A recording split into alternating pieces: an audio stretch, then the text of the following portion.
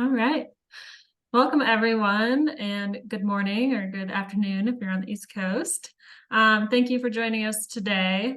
My name is Sonia Meinsma, and I am the Senior Grants Manager for Drive Clean Colorado.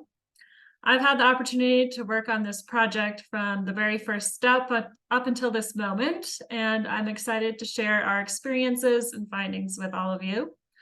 First, I'm going to provide a brief overview of our agenda and the speakers who are here with us today, and then I'll provide an overview and history of the project itself. So with us today, we have Steve Whaley from the Propane Education and Research Council, who's here to speak about the benefits of propane to the USPS contractor fleets and why we chose to embark on this project.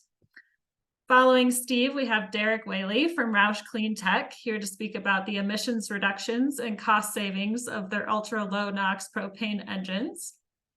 Next up, we have Chris Ransom from AmeriGas here to speak about the propane fueling system and cost savings associated with the system and how HiPro has integrated the fueling with their fleet.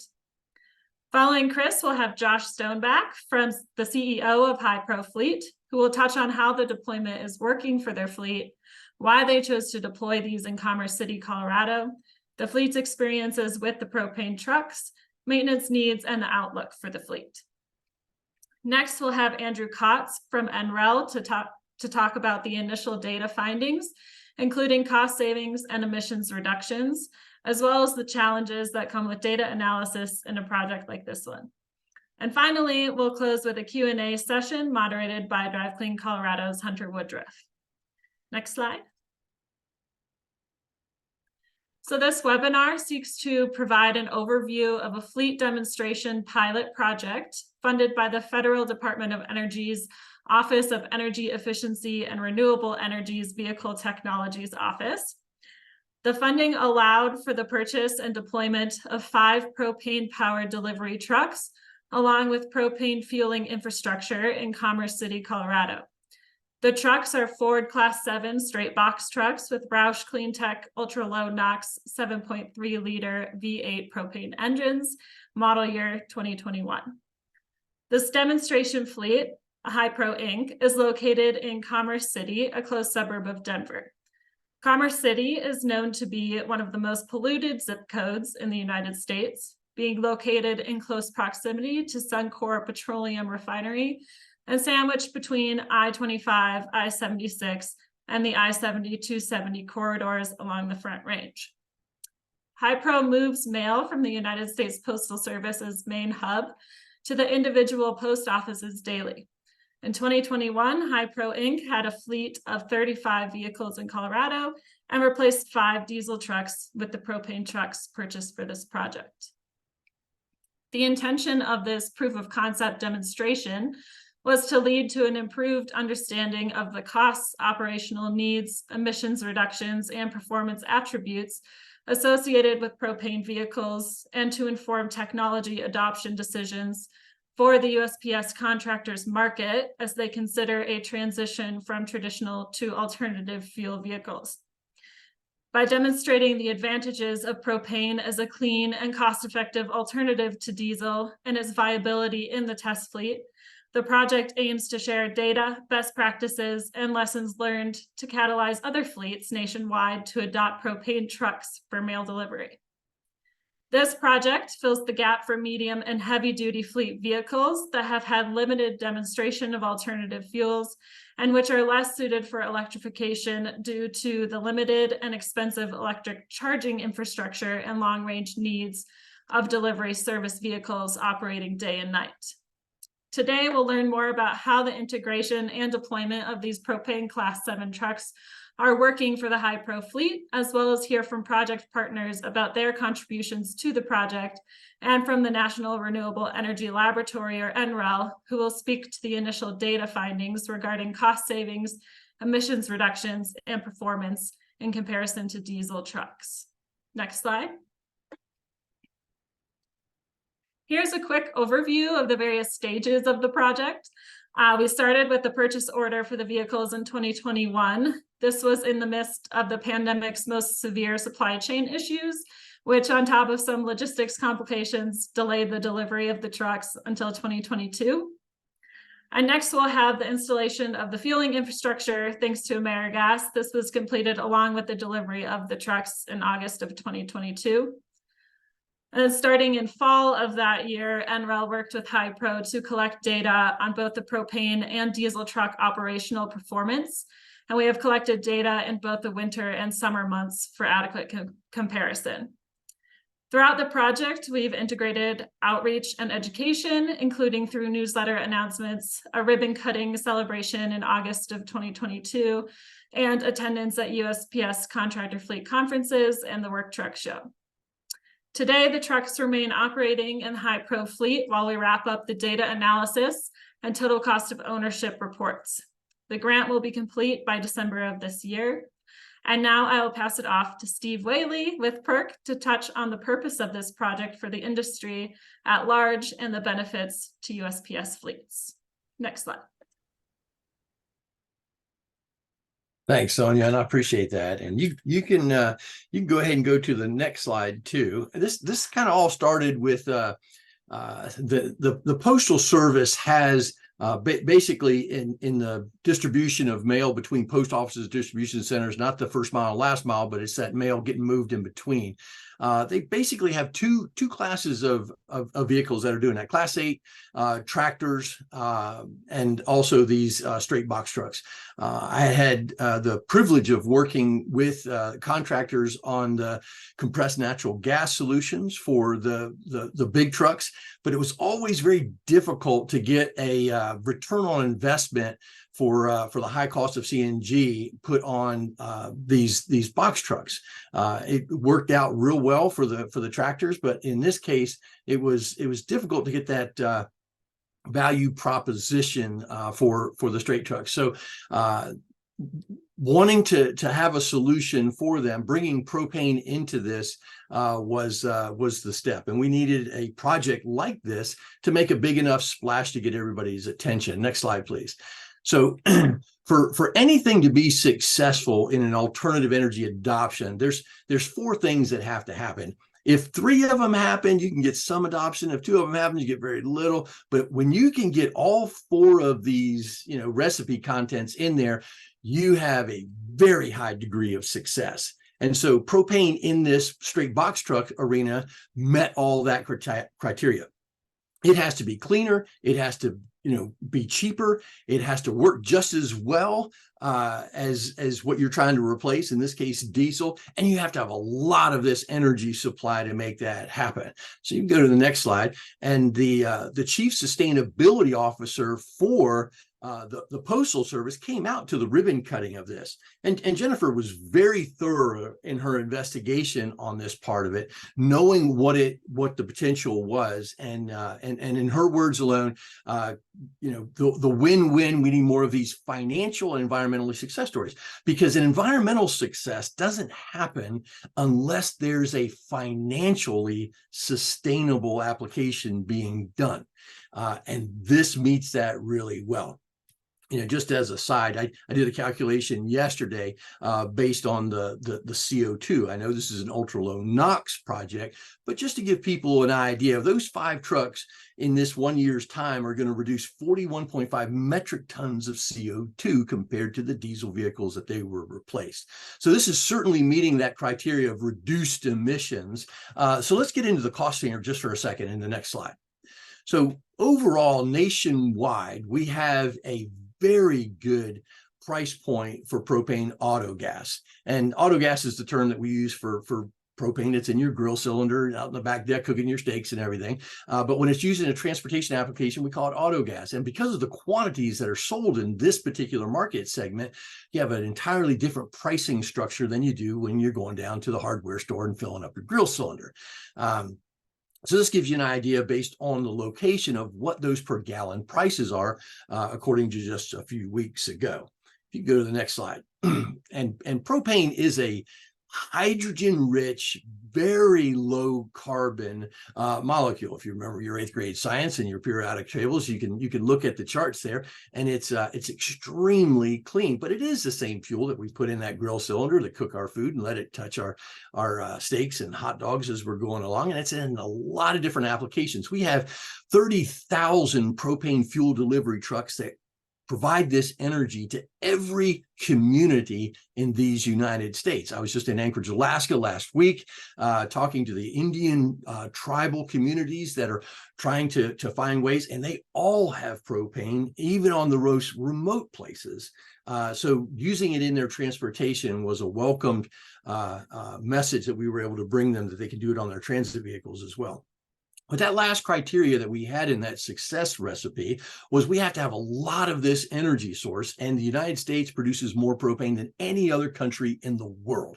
As a matter of fact, the 30 billion gallons we produce each year, we use about 10 billion gallons of it, and 20 billion gallons are exported every year. So we have lots of it here. We can go to the next slide, and we can move this fuel in a variety of ways. Mobile fueling for the city of Boston, they're so crowded in there, they can't afford any space for any fueling. So we wet hose these. If you go to the next slide, we also have temporary fueling that can be set up while we're waiting for infrastructure or vehicles, or if we have an emergency and have to set up someplace else. Next slide, please. We can then, everybody wants to have their own fueling station. And in addition to Josh's in Denver, we now have a place in South Carolina, and there's 6 other states that are adopting this. And these things can be set up and adjusted in parking lots behind the gate, and alleviating a lot more of the cost, because those drivers aren't going to, the truck stops to get fuel. So it's much more efficient this way too. Next slide. Here's one in Baltimore for Ready Fresh, because it's not just the Postal Service. We've had a good penetration in beverage, but not the Postal Service. So this project was very important to making that splash in that new market segment. Next slide, please. And also, you can, grow this. It's very scalable. The dispensers here don't change out, but the tanks, like this 30,000 gallon tank in the back, is for a very large application. You go to the next slide. We also have infrastructure that can be set up anywhere, off the grid, on top of a mountain, at the beach, in a cornfield, because it's all self-sustainable. The propane generator actually powers the pump along with the solar panels to power the pump. Then you can dispense this anywhere. Next slide, please. So just to recap, this particular market segment, the Postal Service has 92,000 routes that move the mail, and 70,000 of these routes are performed by independent contractors, just like Josh. There's a ton of these straight trucks that are out there that are a perfect application for propane, and they use a lot of fuel, from anywhere from 8,000 gallons to one fleet that I was just mentioning in South Carolina is using 18,000 gallons of fuel per year per truck. And that's a displacement of a lot of emissions. Next slide, please. Propane.com, we have these case studies and more for those who are investigating adopting propane in their own fleets. And Sonia, that's what I have. Great, thank you, Steve. Next slide. So next up, we have Derek Whaley from Roush Clean Tech to touch on the emissions and cost reductions of propane vehicles. Over to you, Derek. Thank you, Sonia. I should just relinquish my time to Steve. I don't even know why. Following him is, like following Babe Ruth at the in the plate. Good morning, good afternoon, everybody. My name is Derek Whaley, business development for Roush Clean Tech, going on my 11th year. So I get the honor and privilege to work for a master innovator, Jack Roush. So whether it's making left turns on a Sunday, or whether it's working with startup companies, implementing electric, hydrogen, compressed natural gas, even alcohol, propane, autogas, really every energy on the planet we get to tap and work with, as we work with so many different fleets and organizations all over the world. So for my manners first, I have to say thank you where thank you is due. Drive Clean Colorado, Bonnie, Steve Trowbridge, Sonia, your whole team, phenomenal. It's been an absolute pleasure. Even the people at NREL, PERC, And then last but not least, Josh, we'll hear from later on. I could talk for hours. I'm going to try and keep this to the 5 minutes that you've been allotted to me. So scorecard, real quick. So we're very competitive at Roush, not just on the racetrack, but everywhere else. And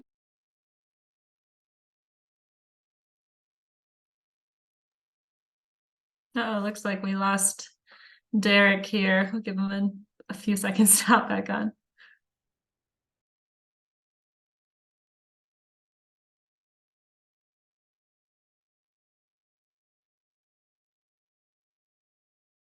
I am so sorry. Can you guys hear me okay? Yep, you're back.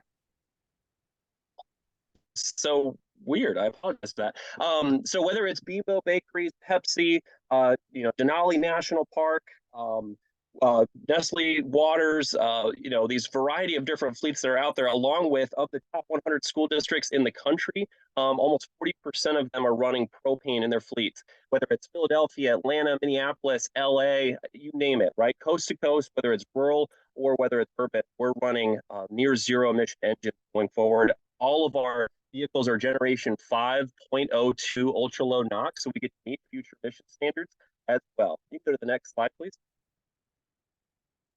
So what's been pretty exciting, and this just sums really all of it up, is what Steve said. The cleanliness meets the affordability, meets the energy independence and security of a very clean, stable fuel that does not get contaminated, doesn't contaminate water, soil, groundwater, non-toxic, non-corrosive. One of the reasons we can cook with it, like Steve said earlier, but the benefits far outweigh those. So if we're looking at the 27 million vehicles that run on propane worldwide right now, the most popular clean energy fuel on the planet, it's for all the reasons that you can see right here. The cold temperature, which I know Colorado is up there, is negative 55 degrees Fahrenheit with no plug-in, no park inside, nothing, not including wind chill, sitting outside. And the next day or the next 2 days, whenever you start it, it'll start within 20 minutes. You should have cabin temperature within 70 degrees. So very similar to a gasoline injection vehicle.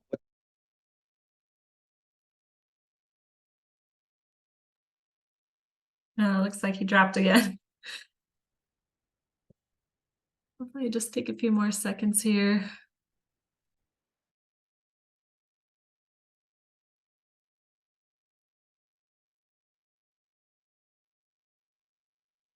I just have to relinquish I'm so sorry. Last but not least, I want to share the financial savings. Whether you're working with a school district or a postal contractor, you're going to be saving anywhere from $4,000 in a school bus application per bus per year, or up to $25,000 per vehicle per year.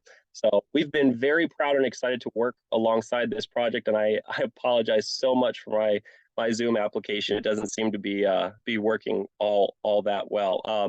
You guys can go ahead and go to the final slide just to kind of summarize it up.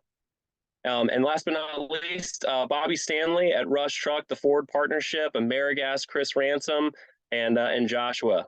Thank you guys so much, and we really appreciate it. All right, let's go to the next slide. And thank you, Derek. Okay, next up, I'm going to hand it over to Chris Ransom at Amerigas to speak about the fueling station and the costs associated with the propane fuel there. Sure. Thanks, Sonia. First of all, thank you to all the partners involved with this project. Really fun to be involved with it. Thank you, Josh and HiPro, for being our guinea pig here. Amerigas was asked to provide the fueling infrastructure for the project. And when I work with folks, the biggest mental hurdle of this process is the fueling infrastructure. So I've heard horror stories about other alternative fuels and the infrastructure problems that they have. But here's a great example of what propane can do and how quick we can do it when it comes to project management and good teamwork. Next slide, please. So on July 8th, the picture on the left is what the permitting, the fire code, this was the space that allowed us to install the station, right? We had a deadline of August 2 for the ribbon cutting. So August 8, we start this project with that. And then by the end of July, if you look at the picture on the far right, we had come to this here, right? So given even this very small timeline, like I said, working with Josh and his team there, and working with Randy Bowman, our local representative there from AmeriGas, we moved a lot of pieces very fast, and we didn't cut any corners. Part of this installation include here on the bottom of your screen, the low emissions handle. So there's no contact between the fuel and the user. There's no long gloves. There's no face shield. There's no lab coats. This is very user friendly, easy to use, no twisting, no chance of leaks with this nozzle. We use that here. In the middle, we upgraded the high pro electricity source that we had there, and included a soft start technology, which makes it just allows the motor to run more efficient. So very efficient, less hard hits on the motor. Very nice piece of equipment if you're running this kind of application. And lastly, we use this filter that you see in the middle of the screen here. We filter the HD5 propane that's commercially available to everyone in the United States. We get it as clean as possible before it gets to Josh's injectors at the engine. So providing the best product available. Next slide. So where we started July 8th to where we ended August 2 at the ribbon cutting, really we took what was a storage unit or a storage facility and turned it into a world-class high performance, right? You're getting 10 to 12 gallons per minute with this. This is something that you would get if you went to the Pilot Flying J or Love's truck stop and you were semi on that side, you'd be getting this kind of performance fill time. Full fuel management. So Josh can track the performance of all of his drivers and how this propane is working for him. But like I said, from July 8 to August 2, going from basically a parking space to a magazine cover in about 3 weeks, not cutting any corners, providing everything the customer would expect. And this allows Josh and his team to qualify for the alt fuel tax credits. We'll talk about that on the next page. Next page, please. So looking at the performance over the 12 months, and I used data from October of 22, full month there, to I had a half a month there or so data here in September of 23. During that time, using the posted price for diesel in the city of Denver, and then discounting that even 40 cents compared to Josh's Autogas price that he paid with us for the gas. The diesel averaged $4.02 in that area, and the Autogas averaged $1.57 over these 12 months. With Josh's tax credits, then his price was $1.18 a gallon for what he used. And I crisscross math this as many ways as possible because I was really like, wow, this is a lot of money that we saved in just 12 months. Yeah, this was, I say approximately $100,000, it's about $105,000 to $107,000 is what I calculated. Josh might have some different numbers on his side because he's got taxes and all this kind of things involved, but just looking straight fuel for fuel, tremendous savings of $20,000 per vehicle in the first 12 months of this project. So if you want the same kind of experience and performance out of your fleet, everybody on this team would be glad to help you out. And that's all I got, Sonia. Thank you. Thank you. All right, and then we couldn't do this project without our fleet, so I will hand it over to Josh at HiPro to talk about how these trucks are working for them.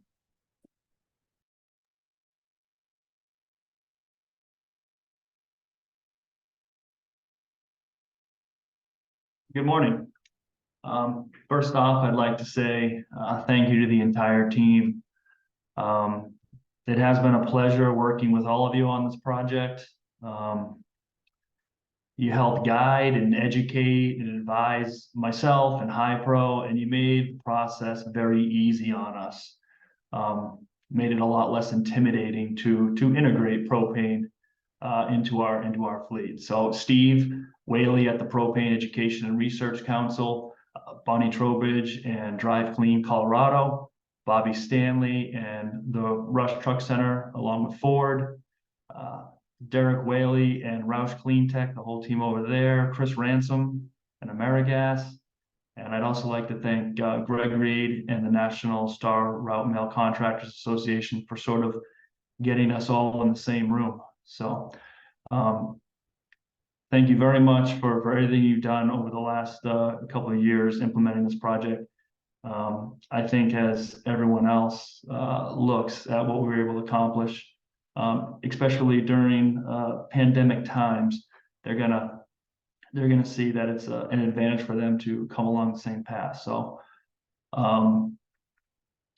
we slowly integrated the fleet out in Commerce City simply because that was an area in which our fleet age was kind of the oldest. And we were working a model, which I know a lot of trucking companies do, is which they have a mix of old and new. We were able to reduce our fleet size out there dramatically due to the integration of these newer propane trucks. Our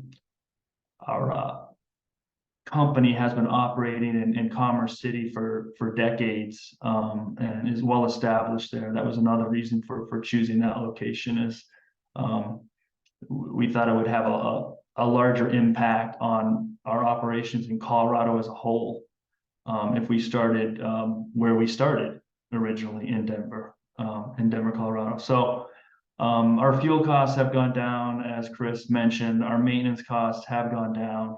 Our operational costs have gone down across the board. Not having DPF filters shut a diesel truck, even a brand new diesel truck, will go down to a DPF filter issue. So that has helped our operation. Training our team on the differences, like operationally and fueling, from diesel and propane, it was quick and easy. It was not very extensive at all. There was, when you don't know what you don't know, a lot of these questions came from our safety department, our management. They're wondering how much downtime it's going to take to train and educate everyone on all the differences, and that really didn't exist. I mean, it was very, very short, quick, and easy. So cost was a major factor in our decision to go this route. Everyone gets scared of the costs of electric, all the alternative fuels and energies. It can be intimidating, all the rules, the laws, the regulations. And like I said, this whole team really helped us navigate that quickly and easily.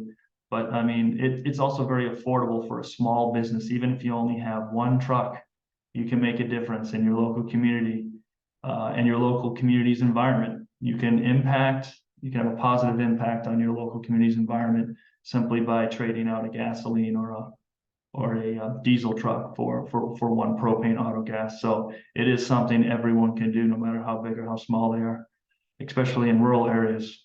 So next steps for us is to continue to add more propane Autogas trucks to our fleet. We have been in communication with all the partners in this project and adding trucks. Sometimes even when we're bidding on new contracts, we'll reach out and see what our options are for propane. That'll be part of our bidding process. So that our plan is to continue to use this, because this is something that we can do now. And like I said, it's very affordable. I would like to thank everyone for joining us today. And Hi-Pro and myself look forward to working with all of you in the future. Thanks again. Thank you, Josh.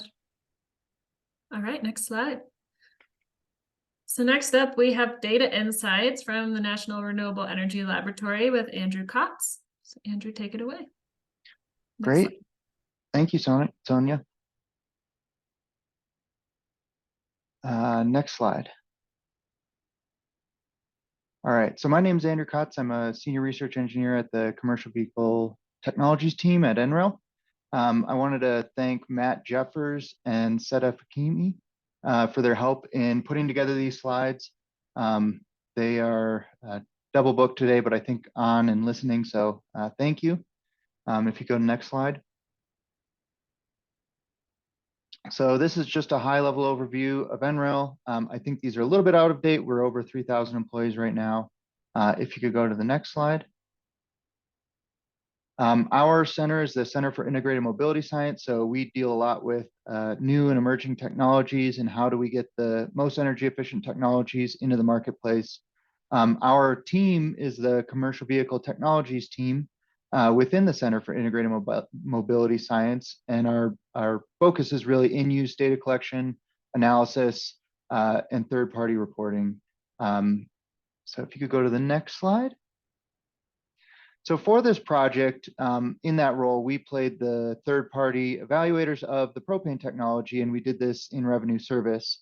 Part of that involves installing data loggers on the trucks. So it was very nice being able to just go out from our Golden offices out to Commerce City and install them and work with Hypro. They were very accommodating in this process.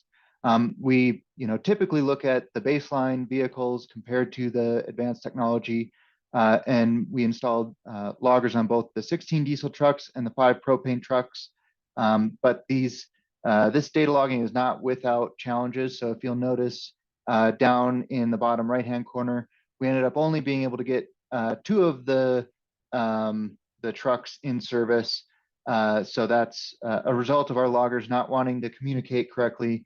We finally resolved the issue and we're working to write up those findings. Typically, we'll collect GPS location, speed, engine information, and emissions if available. So this presentation is just on the initial findings. And Sonia, feel free to stop me at any time. I think that we have more content to cover than is available. But if you could go to the next slide. Here's a high-level overview of the dates that we collected data on these vehicles. So we tried to get the cold temperature as well as the warm temperature operation. And this is particularly important for diesel vehicles because the diesel vehicles have a very complicated after treatment system that needs to stay warm. And the cold temperatures can affect that. And you'll see on the top part, the diesel data collection, and then on the bottom blue plots, the propane data collection. And the intensity of the plot indicates the intensity of the day's operation based on engine output energy of the combined fleet. So if you could go to the next slide. And here's just a brief overview of the map of where the vehicles traveled. And apologies, I missed the legend on there, but the blue is the propane trucks and the orange are the diesel trucks. And this just shows that they can do the same type of service. They're driving up into the mountains, driving out onto the plains. So that's really just a high level view of where they operated. If you could go to the next slide. Sort of I guess the first look that we take on this operation is looking at the vehicle's duty cycle. So trying to understand how they operate. Daily distance and average speeds are some of the key indicators of, can this technology perform the same as the baseline? And from our first look, we see that the daily distances and the daily average speeds, as well as the engine on times, are similar between both the diesel and propane vehicles. However, one thing we noticed was a lower idle time for the propane trucks. But I will note that there are fewer days observed from the propane vehicles. So if you could go to the next slide. Another measure of the operation is the kinetic intensity, or intensity and aggressiveness of the driving cycle. And we really use this as a way to compare the two pieces of operation. Both the diesel and propane trucks had high driving speeds. And this is important because this gives us a low kinetic intensity, meaning overcoming drag losses is sort of the key power part of the engine output. So if you're looking at kinetic intensity, this is the amount of energy going to acceleration over the amount of energy going to aerodynamic drag. And we see a very low kinetic intensity. And this is seen with both of these technologies. So we can get a good idea that the operations are similar between the trucks. If you could go to the next slide. The last piece I'll show you today is the fuel economy. We see a lower fuel economy with the propane trucks, and this is expected with the propane versus diesel, both in the energy density of the fuel as well as the spark ignition versus compression ignition technology. However, the idea is that this is offset with cost and emissions reduction.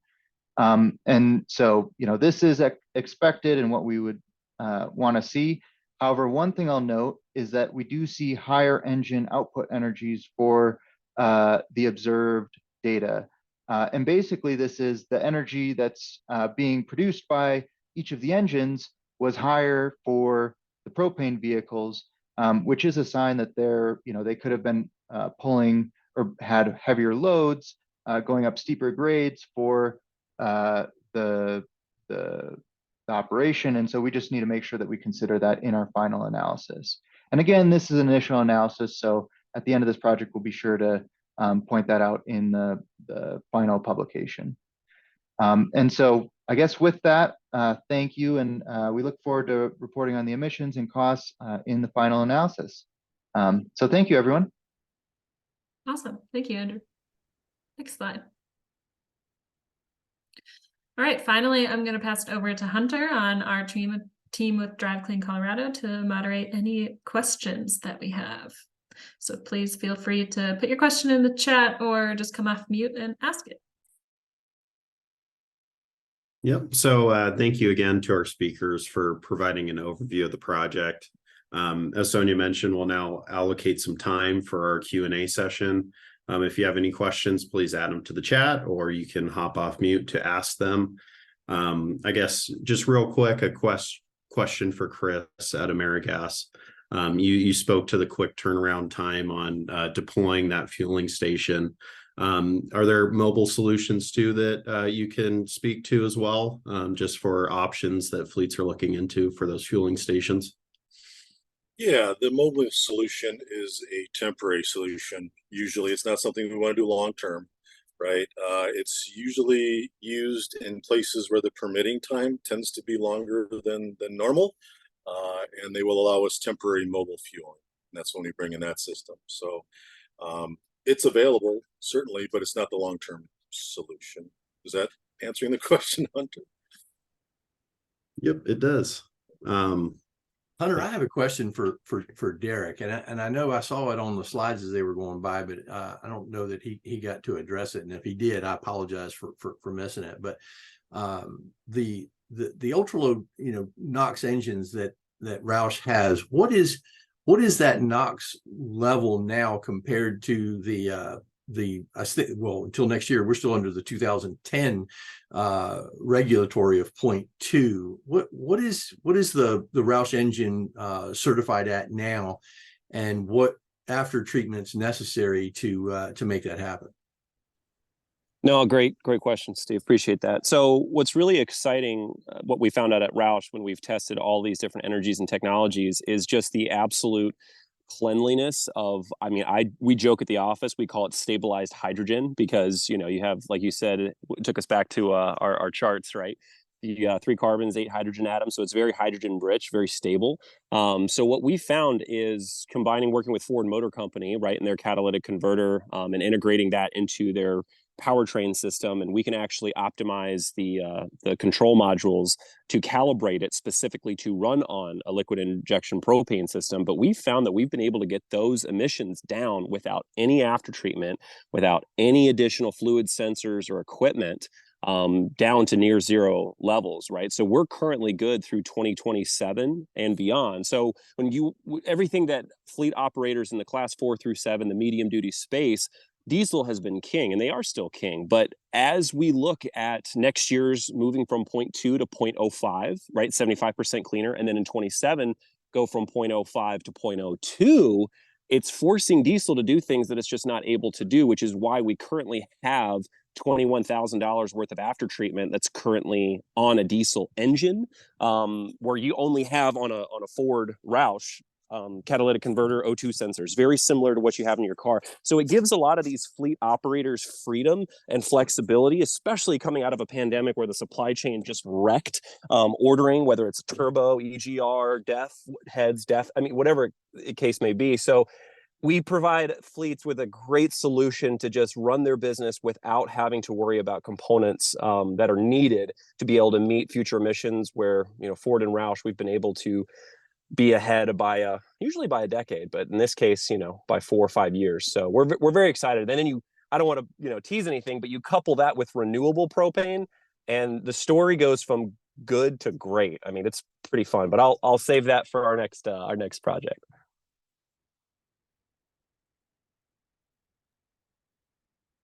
Thank you for that. And a question for Josh. For Hy-Prozen, how has the integration of the vehicles been when compared to some of the diesel vehicles that you've ran in the past? Maybe from the driver or the technician side, how has that looked? It's looked really well. There was a little bit of time where the drivers, the management were used to dealing with diesel vehicles, but like I said, the transition was pretty quick and easy once they understood like the real key differences in the fueling system, and being introduced to a new maintenance staff over at Ford in Commerce City. So historically, they used different shops because the trucks were diesel. But once they got introduced and got a new preventive maintenance system and program all set up, they were very happy with the new trucks. Does that answer your question? Yep. And Go ahead. Oh, I was just going to say, as it's a good dovetail. So efficiency is keeping the vehicles on the road, right? So having less maintenance, having, someone like a Henry Ford Motor Company being able to service these, plug it into, your OBD tube, port to diagnose the vehicle, things that we're all used to doing no matter what you run on, right? Gas or diesel. But Lisa Maccabee told me to share this, who runs a postal contract down in the Carolinas. I think it was the last busy season, which busy season is, well, it's 24/7 for a contractor, but especially during the holidays, right? Christmas, the mail needs to get delivered during, especially during those months. She went through, there was a Russian hack of a pipeline in the North and South Carolina where getting diesel was very, very tough.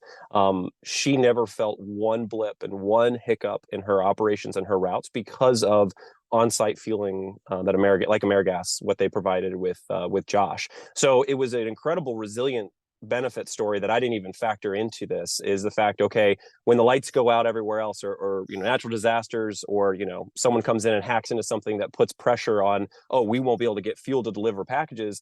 You don't have that with propane. And even if the grid goes down, you still have that. So it's very, very, very helpful even when worst case scenarios happen.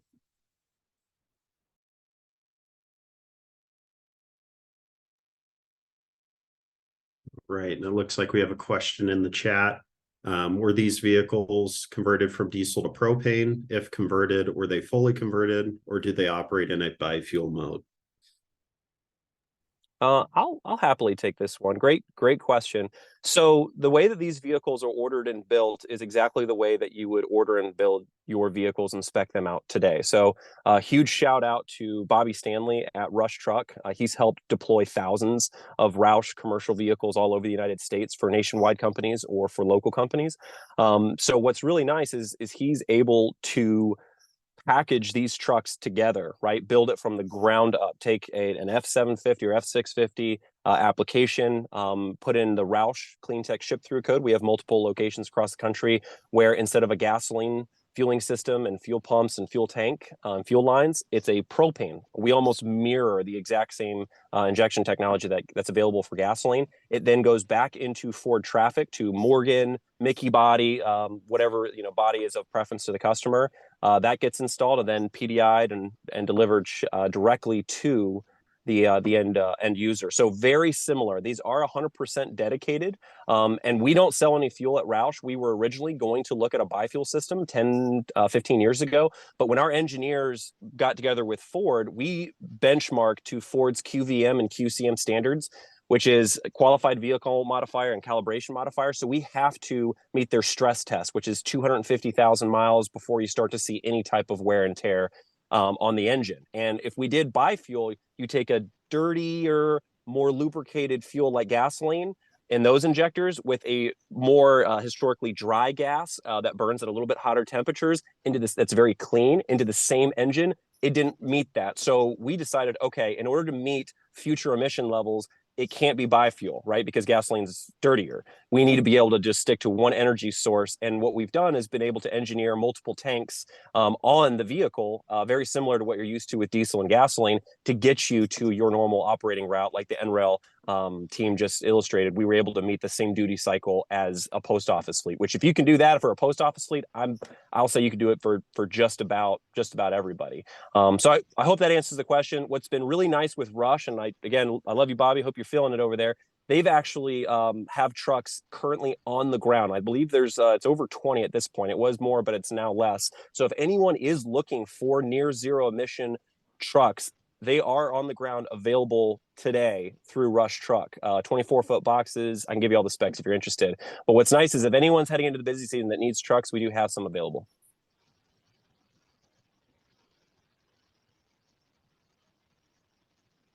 Great. Thank you for that question. And I know we briefly touched on it earlier in the presentation, but there are several other fleet applications for propane vehicles. Derek or Steve, I don't know if you want to dive into this, but do you want to provide a brief overview of what those other use cases may be? Yeah, I'll tell you that the three biggest ones, student transportation leads the pack. School buses running on propane, 22,000 of them nationwide, and 1,100 transportation school districts are on board now. And once they get started, they don't stop. They don't get stalled, and they certainly don't stop. So now that we've been in it for 10 years with a 10% replacement rate, we have fleets all over the country in student transportation that are 100% propane. Now, that only happens if it works. Okay.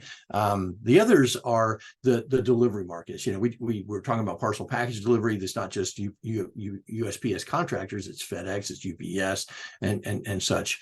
But anybody who's in that class 3 through 7 market, like beverage, heavyweight, traveling 200 to 300 miles a day, are very popular on propane. And Ready Fresh with Nestle is leading the way there with over 1,300 vehicles in their fleet alone.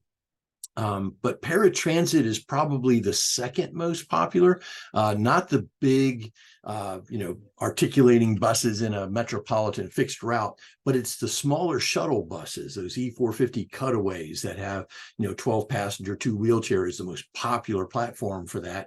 And we have thousands of those deployed nationwide now because they average over 300 miles a day. And to meet that with any other alternative is very, very challenging. So those market spaces, anywhere where you have, class 3 through 7 in a heavier, longer range, work duty cycle, propane is a great solution there for making it happen.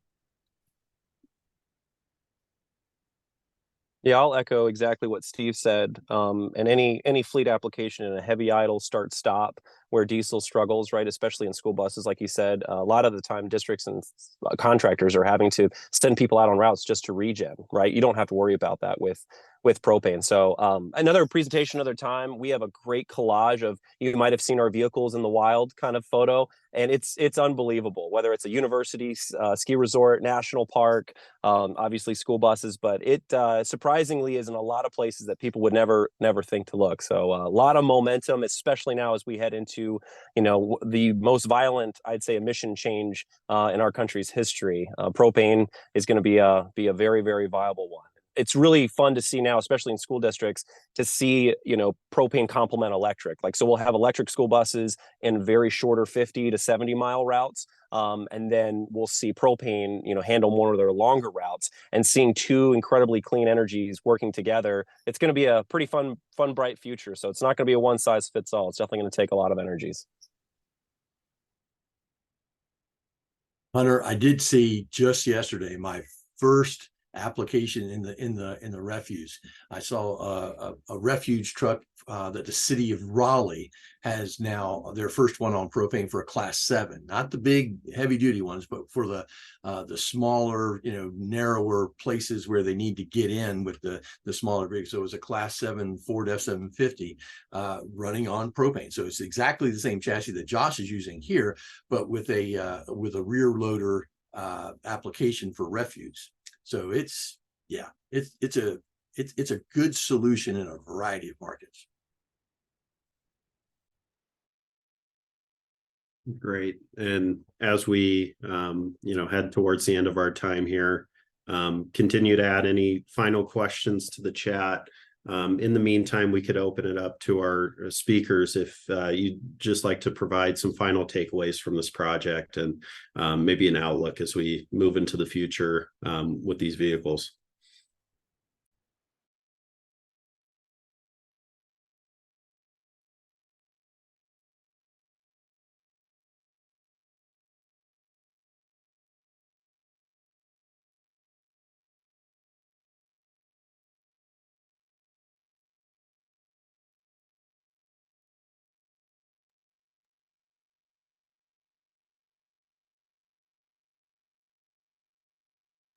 Hunter, this is Steve again. Don't mean to take up too much of this, but to piggyback on what Derek was saying about needing multiple energy sources to overcome this huge challenge of replacing so much diesel.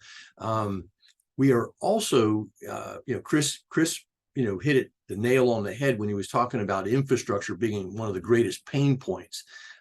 So not only do we have fueling infrastructure for propane vehicles, like what we're doing with Josh, but to overcome the big challenge of charging EV vehicles, we have totally off-grid EV charging capabilities now.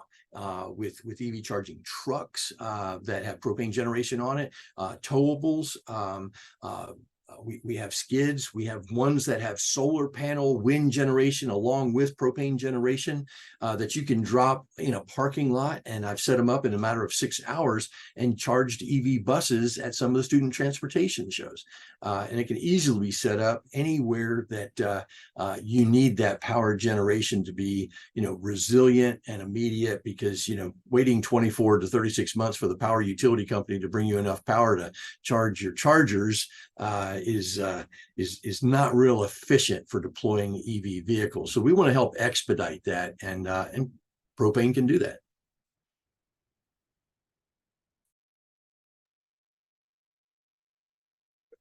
You don't mind, I'll chime in here real quick. Again, it's just been, I'm Randy with AmeriGas Propane. I'm the territory sales manager here in Commerce City. And I'll tell you, it's been a real pleasure working with this entire team as all this got up and running.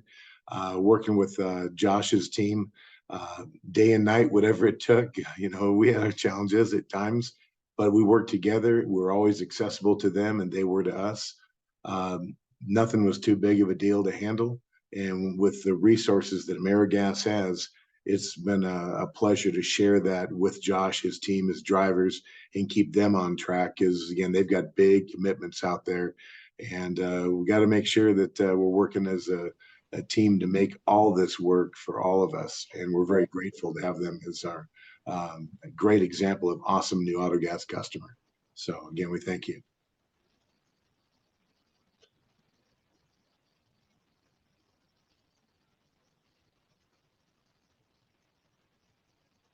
Right. So thank you for those questions. In the essence of time, I'll hand it off to Sonia to wrap things up. Thank you again to our speakers for taking the time today.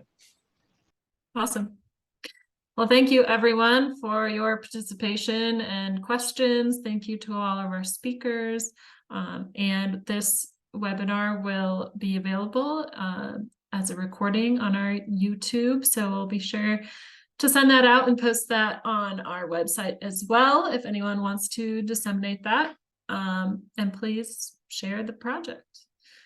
Looks like one last question just popped up. What is the average cost of a conversion for a school bus? Maybe Steve or Derek could hop on and mention that real quick.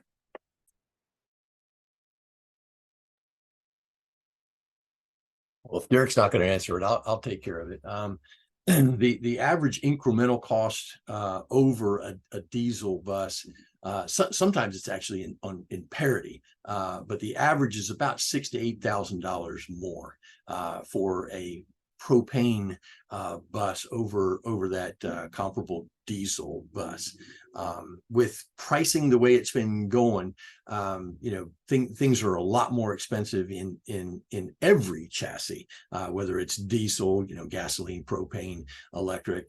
But as far as an incremental, in not just student transportation, but just across the board, it's usually about 10% on average for all the vehicle market platforms, whether it's, the postal trucks or school buses and everything in between. On average, it's about 10% more than the diesel. All right, awesome. Well, that will close us out. So thank you all for attending, and yeah, feel free to share this project far and wide. Thanks, and hope you all have a great rest of your day. Thank you, Sonia. Great job. Thanks, Sonia. Thank you, so.